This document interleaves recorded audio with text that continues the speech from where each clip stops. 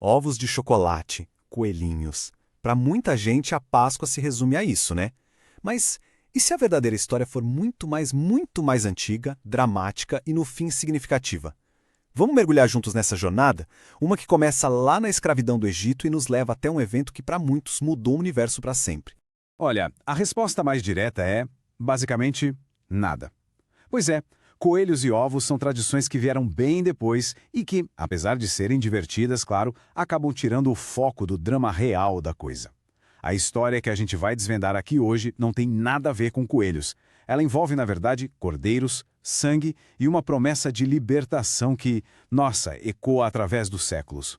Então, para a gente entender a Páscoa de verdade, a gente precisa voltar no tempo. E muito. Nossa primeira parada, o Egito Antigo, o palco de uma história épica de opressão, de promessa e de uma libertação que definiria o destino de um povo inteiro. Vamos tentar imaginar isso. 400 anos de trabalho forçado.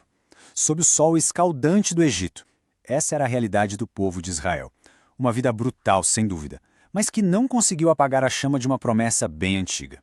A de que Deus não tinha se esquecido deles e que a liberdade ia chegar. Essa esperança era literalmente tudo o que eles tinham.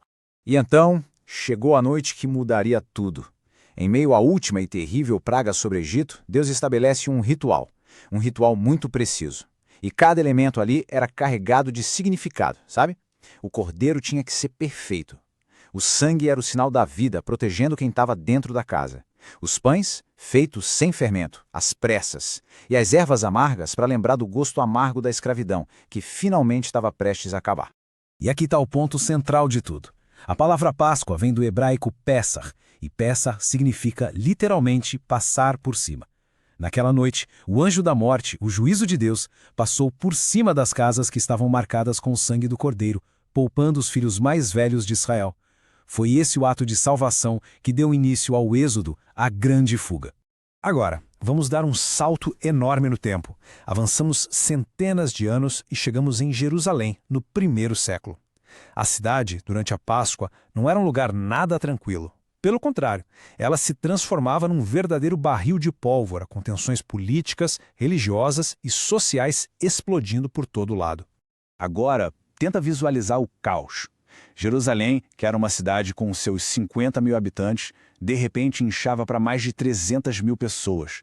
Peregrinos por toda parte, um fervor religioso no ar que dava para sentir. E, claro, soldados romanos em cada esquina, nervosíssimos. Eles sabiam que essa festa, que celebrava justamente a libertação de um poder opressor, o Egito, era o momento perfeito para uma nova rebelião começar. E o epicentro de toda essa agitação era o templo. A estimativa é que cerca de 250 mil cordeiros eram sacrificados. O historiador Flávio Joséfo chega a descrever que os riachos que saíam do templo ficavam vermelhos de tanto sangue. Era um lembrete visual, visceral, constante, de que a redenção sempre custa caro. E para completar esse caldeirão, os dois principais grupos religiosos viviam em conflito. De um lado, os saduceus, a elite rica do templo, que nem sequer acreditavam em ressurreição. Do outro, os fariseus, mais populares, que até acreditavam, mas só como um evento lá longe, no fim do mundo. O ponto é o seguinte: ninguém, absolutamente ninguém, estava esperando que uma única pessoa pudesse ressuscitar, ali no meio da história.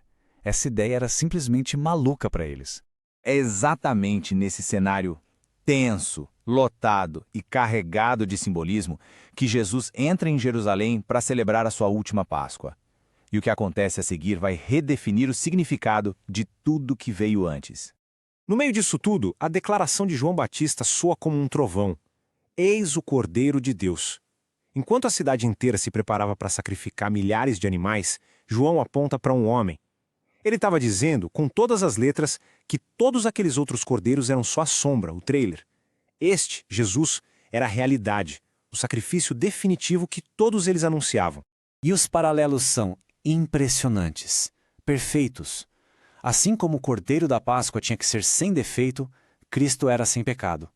A lei dizia que nenhum osso do cordeiro podia ser quebrado, e isso, de forma espantosa, se cumpriu na cruz. E o mais importante, o sangue dele oferece a salvação definitiva, não da morte física no Egito, mas da morte eterna. E naquela noite de quinta-feira, Na última ceia, Jesus pega os elementos da refeição da Páscoa e dá a eles um significado completamente novo. O cordeiro, as ervas, tudo aquilo que apontava para o futuro, agora estava se cumprindo nele. Ele institui o pão e o vinho como os novos símbolos do seu próprio sacrifício, transformando a antiga Páscoa na ceia do Senhor. A crucificação aconteceu.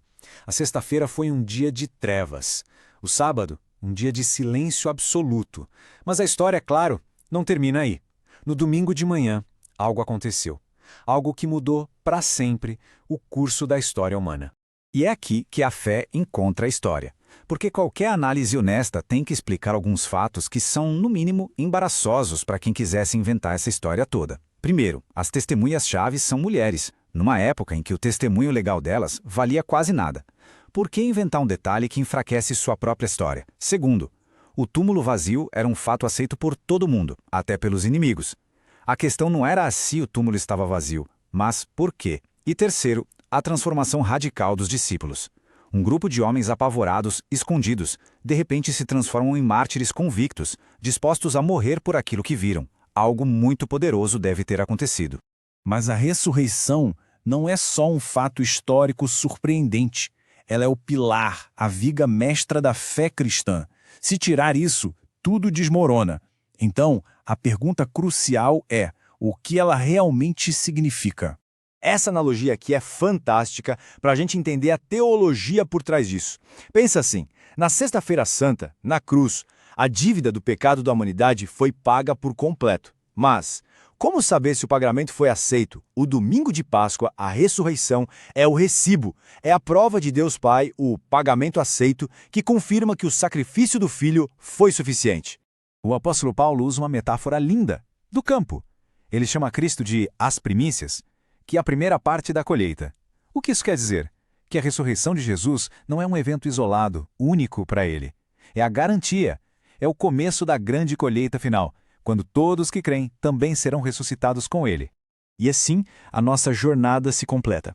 A gente viu como um ritual antigo de libertação lá no Egito encontrou seu cumprimento total, final e perfeito em Jesus Cristo, séculos e séculos depois. A Páscoa original era a sombra, o símbolo, a foto em preto e branco que apontava para algo maior que estava por vir. Cristo é a realidade, a pessoa real. A celebração antiga olhava para frente, para uma promessa. A ceia do Senhor olha para trás, para a promessa cumprida na cruz. E também para frente, para a esperança da sua volta. Essa frase resume perfeitamente o drama daquele fim de semana. A escuridão da sexta-feira foi real. O silêncio do sábado foi real. Mas nenhum dos dois teve a palavra final. A vida, com V maiúsculo, a ressurreição, essa sim tem a eternidade. E no fim das contas, essa é a verdadeira história da Páscoa. Não é sobre um coelho que traz ovos, mas sobre um cordeiro que traz vida. Não é apenas sobre um evento que aconteceu lá atrás na história, mas sobre uma realidade que ecoa até hoje. É sobre o fato de que o túmulo está vazio. E essa simples frase, se for verdade, muda absolutamente tudo. Se essa análise, que nos levou da sombra até a realidade, ajudou a ver a Páscoa com outros olhos, considere se inscrever aqui no canal, deixar o seu curtir e compartilhar com alguém. Ajude a espalhar a profundidade que existe por trás da celebração. Muito obrigado pela atenção e até a próxima!